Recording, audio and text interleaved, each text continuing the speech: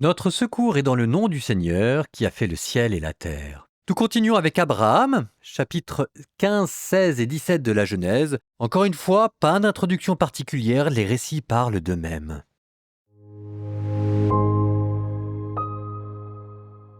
Après ces événements, la parole du Seigneur fut adressée à Abraham dans une vision. « Ne crains pas, Abraham, je suis un bouclier pour toi.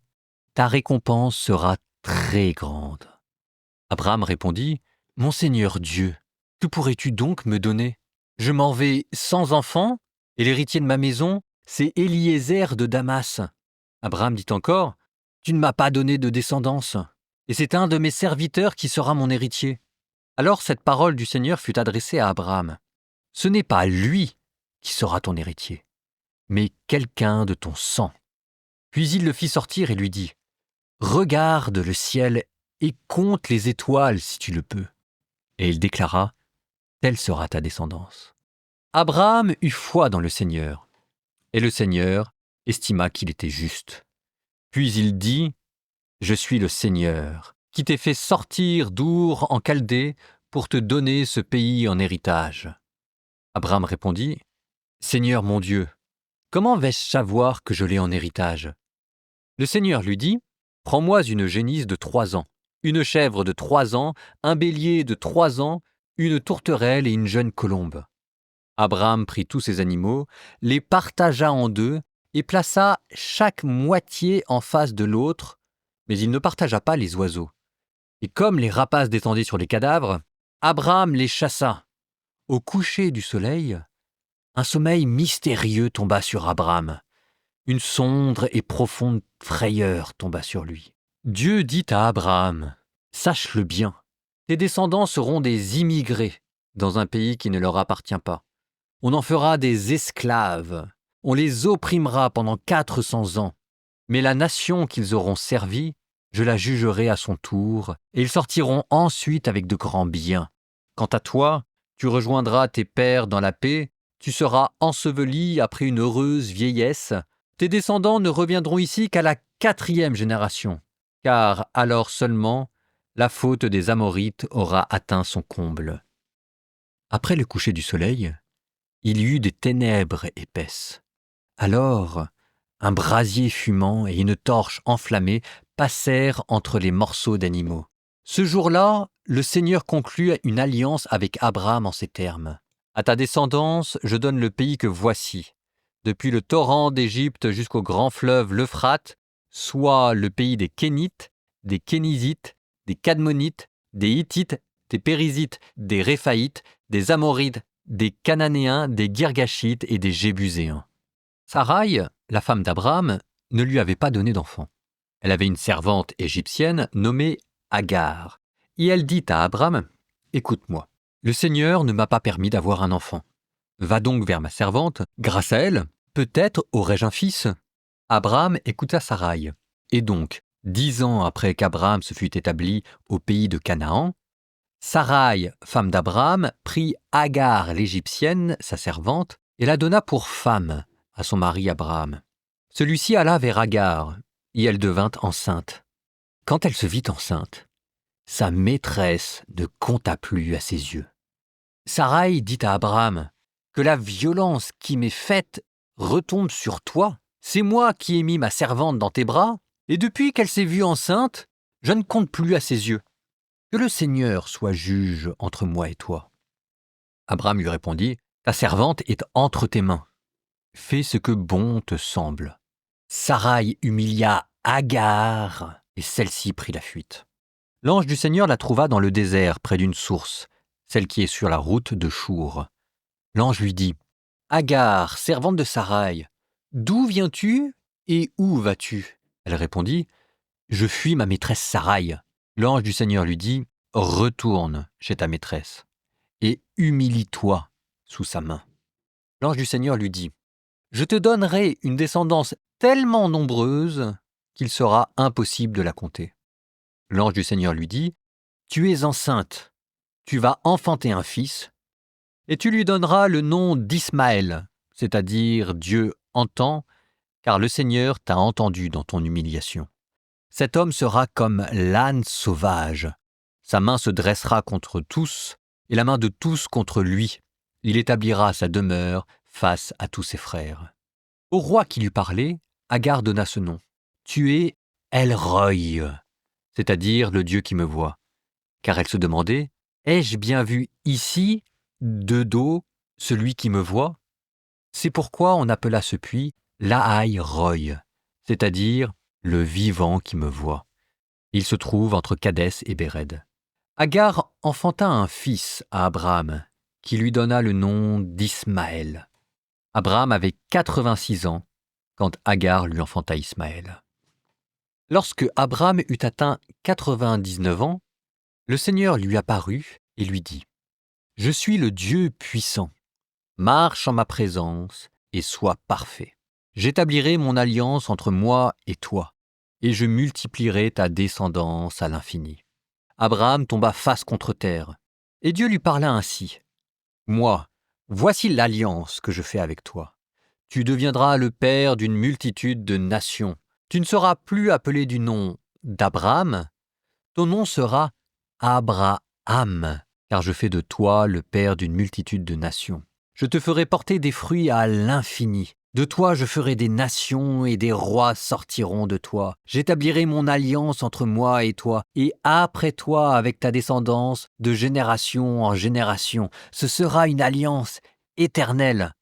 Ainsi je serai ton Dieu et le Dieu de ta descendance après toi. À toi et à ta descendance après toi, je donnerai le pays où tu résides, tout le pays de Canaan, en propriété perpétuelle, et je serai leur Dieu.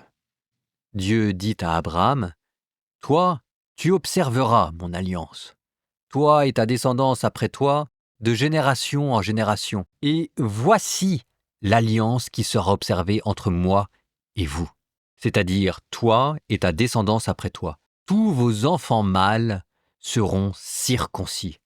La chair de votre prépuce sera circoncise, et cela deviendra le signe de l'alliance entre moi et vous. À chaque génération, tous vos enfants mâles âgés de 8 jours seront circoncis, les enfants nés dans la maison ou les enfants étrangers qui ne sont pas de ta descendance mais sont acquis à prix d'argent. Nés dans la maison ou bien acquis à prix d'argent, tout mâle sera circoncis. Inscrite dans votre chair, mon alliance deviendra une alliance éternelle. L'incirconcis, le mâle dont la chair du prépuce n'aura pas été circoncise, celui-là sera retranché d'entre les siens. Il aura rompu mon alliance. Dieu dit encore à Abraham : « Sarai, ta femme, tu ne l'appelleras plus du nom de Sarai. Désormais son nom c'est Sarah, c'est-à-dire princesse. Je la bénirai. D'elle aussi je te donnerai un fils. Oui, je la bénirai. C'est elle qui sera à l'origine de nations. D'elle proviendront les rois de plusieurs peuples. » Abraham tomba face contre terre. Il se mit à rire, car il se disait : « Un homme de 100 ans va-t-il avoir un fils, et Sarah va-t-elle enfanter à 90 ans ?» Et il dit à Dieu : « Accorde-moi seulement qu'Ismaël vive sous ton regard. » Mais Dieu reprit : « Oui, vraiment, ta femme va t'enfanter un fils, et tu lui donneras le nom d'Isaac. J'établirai mon alliance avec lui comme une alliance éternelle avec sa descendance après lui. Au sujet d'Ismaël, je t'ai bien entendu. Je le bénis, je le ferai fructifier et se multiplier à l'infini. Il engendrera 12 princes, et je ferai de lui une grande nation. Quant à mon alliance, c'est avec Isaac que je l'établirai, avec l'enfant que Sarah va te donner l'an prochain, à pareille époque. » Lorsque Dieu eut fini de parler avec Abraham, il s'éleva loin de lui. Abraham prit son fils Ismaël, et tout mâle né dans sa maison ou acquis à prix d'argent. Il circoncit la chair de leur prépuce en ce jour même comme Dieu le lui avait dit. Abraham avait 99 ans quand fut circoncise la chair de son prépuce, et Ismaël avait 13 ans quand fut circoncise la chair de son prépuce. En ce jour même, Abraham et son fils Ismaël furent circoncis. Tous les hommes de sa maison, nés dans la maison ou acquis d'un étranger à prix d'argent, furent circoncis avec lui. Souvenez-vous, je vous avais parlé de la notion de testament, alliance, pacte pour vous dire que c'était une des grandes clés de lecture précisément de l'Ancien Testament et on en avait posé les bases avec Noé. Je vous avais dit qu'ensuite qu'on allait l'explorer et l'approfondir avec Abraham. Eh ben, ça y est, c'est ce qu'on a fait au cours de cette lecture. Sauf que les éléments ont été dispersés donc vous ne les avez peut-être pas vus, mais je les reprends pour vous. Un sacrifice?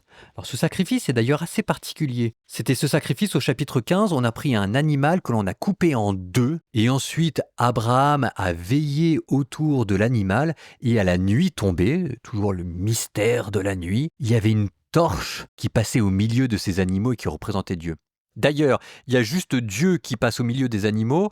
Les commentateurs ont vu là le signe que l'alliance que Dieu passait avec Abraham était une alliance dont Dieu avait l'initiative et dont lui et lui seul se portaient garant. C'est une alliance divine. Le symbole de passer entre les animaux est assez simple, c'est si je romps mon alliance, qu'il m'advienne comme avec ces animaux. Je vous relis le passage parce que je suis sûr que vous l'avez oublié, je vous connais. Abraham prit tous ces animaux, les coupa par le milieu et mit chaque morceau l'un vis-à-vis de l'autre, mais il ne partagea pas les oiseaux. Je continue un petit peu. Quand le soleil fut couché, il y eut une obscurité profonde et un four fumant et des flammes passèrent entre les animaux partagés. Une pratique connue dans le monde antique. Bon, enfin, vous avez un sacrifice, vous avez aussi une promesse.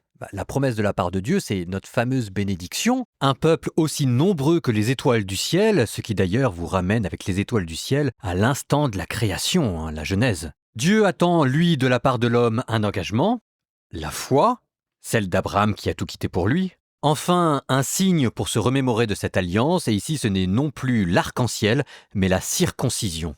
Le symbolisme de la circoncision est lui aussi assez explicite. L'homme est marqué dans sa chair, dans sa force vitale même, comme appartenant à Dieu. Et le fait que ce soit sur un organe sexuel montre bien comment ça se transmet de génération en génération et comme c'est la vie même qui appartient à Dieu. C'est un testament, un héritage. Donc, un nouveau jalon dans l'histoire sainte vient d'être posé. Deuxième alliance. Pour nous chrétiens, nous êtes en train d'assister à la genèse de notre réconciliation entre Dieu et nous, genèse qui s'accomplira à travers l'alliance éternelle que Jésus reprendra. Pour vous, mesdames, vous avez aussi noté comment est-ce que Dieu a pris la défense de Sarah alors qu'il y avait des problèmes conjugaux. Bon, je ferme la parenthèse, mais Dieu est de votre côté. Concluons notre premier épisode de la journée. Proverbes, chapitre 3, versets 1 à 4. Mon fils, n'oublie pas mon enseignement. Que ton cœur observe mes préceptes. La longueur de tes jours, les années de ta vie et ta paix en seront augmentées. Que la fidélité et la loyauté ne te quittent pas. Attache-les à ton cou, écris-les sur les tablettes de ton cœur. Tu trouveras grâce aux yeux de Dieu et des hommes.